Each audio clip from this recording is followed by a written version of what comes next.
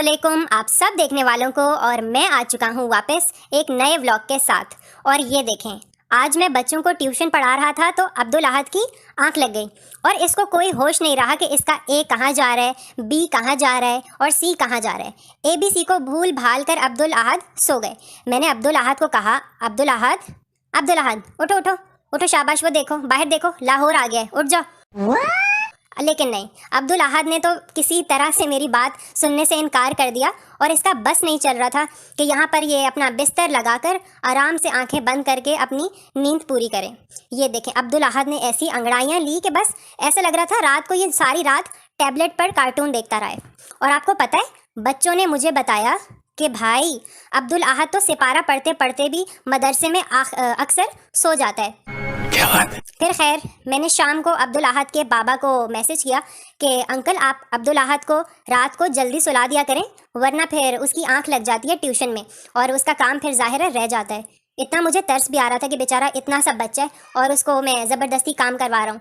फिर मैंने उसका बैग पैक करवा के आज उसको जल्दी छुट्टी दे दी थी। अब यहाँ पर देखें, बाहर आज इतना शोर शराबा हो रहा था और ट्यूशन के वक्त भी बच्चे कान बंद करके बैठ गए थे कि भाई ये बाहर से किस किस्म के शोर की आवाज़ें आ रही हैं। आपको पता है, हमारे घर के साथ एक नया मकान बन रहा है जिसकी वजह से आए रोज़ यहाँ पर नए नए ट्रैक्टर, ट्रॉलियाँ और ना जाने क्या कौन कौन से बसेस आई हुई होती हैं। आपको पता है ना, घर बनाने के लिए रेत, बजरी, ईंटें, इन सब चीज़ों की ज़रूरत होती है। ये तो लेटेस्ट न्यूज़ है। कल रात को 2:30 बजे हमारे घर का दरवाज़ा बजा। मैंने कहा कौन? तो एक साहब कहते हैं कि भाई अपनी गाड़ी हटा लें क्योंकि ट्रैक्टर आने वाला है, ईंटें उन्होंने यहाँ पे रखनी है। मैंने कहा आप मुझे एक बात बताएं, ये रात को 2:30 बजे कौन सा टाइम है? ये कोई टाइम है कि मैं बाबा को उठाकर कहूँ कि वो गाड़ी पीछे करें? आप लोगों का कोई टाइम फिक्स नहीं है। इतना मुझे शदीद उन पर गुस्सा आ रहा था, लेकिन फिर क्या करते, मजबूरी थी। अगर हम ना हटाते गाड़ी तो ये ना हो कि फिर जो ट्रैक्टर है वो हमारी गाड़ी को हिट कर दे।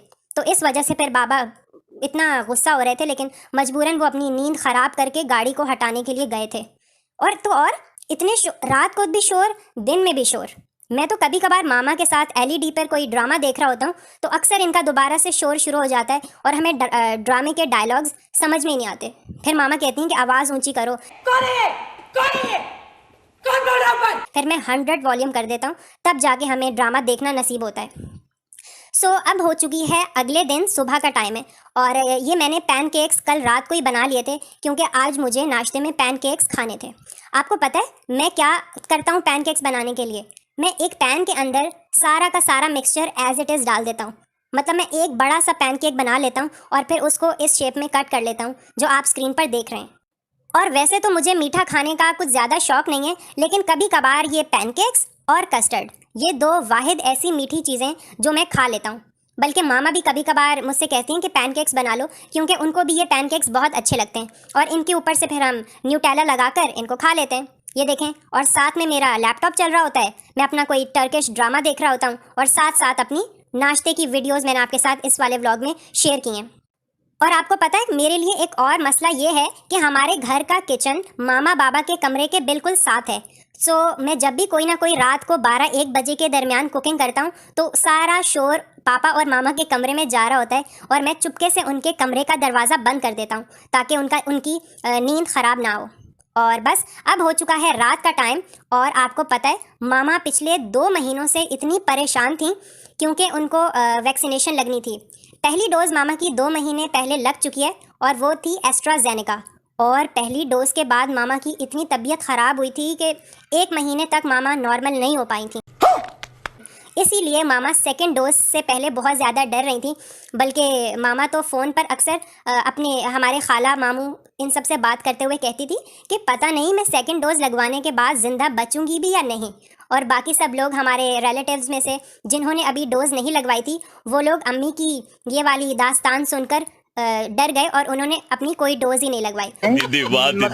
उन्होंने कहा कि जब आपकी मामा के साथ इतना बुरा एक्सपीरियंस हुआ पहली डोज के बाद, तो भाई हम तो डोज नहीं लगवा रहे। हमने फिर उनको काफ़ी इंसिस्ट किया कि नहीं आप लोग लगवा लें, ये सिर्फ एस्ट्राजेनेका के साथ ऐसे वाक़यात सुनने में आए हैं, लेकिन बाकी सब डोजेज़ तो नॉर्मल हैं। आई मीन साइनोवैक या साइनोफॉर्म, ये सब इनसे तो कुछ नहीं हो रहा। अभी हम पहुंच चुके हैं एक्सपो सेंटर लाहौर। यहाँ पर ही मामा की फ़र्स्ट डोज़ लगी थी और मेरी, हसान भाई की और हारिस भाई की हमारी भी पहली पहली डोज यहीं पर लगी थी। वैसे मामा की सेकंड डोज आज लगेगी, हम सबकी सेकंड डोज लग चुकी है। और रात, अच्छा अरे याद आया, हम आपको पता है आज एक्सपो सेंटर के अंदर इतना ज़्यादा रश था, वीडियो में इतना नज़र नहीं आ रहा क्योंकि मैंने ज़्यादातर वीडियो उस जगह पर जाकर बनाई है जहाँ पर लोग कम थे।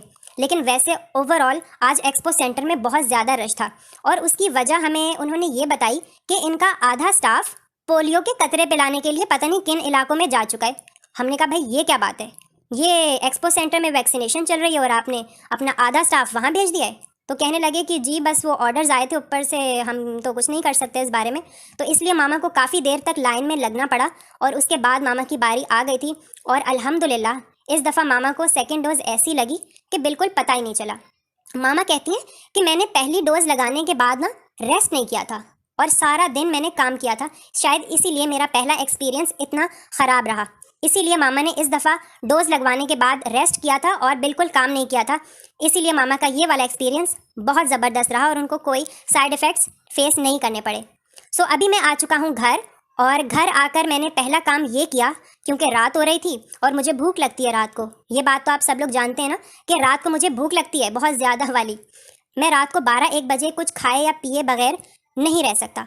We don't care. Let me tell you We don't care. सो मैंने क्या किया कि चेक किया फ्रिज में, नहीं फ्रीज़र में चिकन पड़ा हुआ था बोनलेस और मैदा भी पड़ा हुआ था।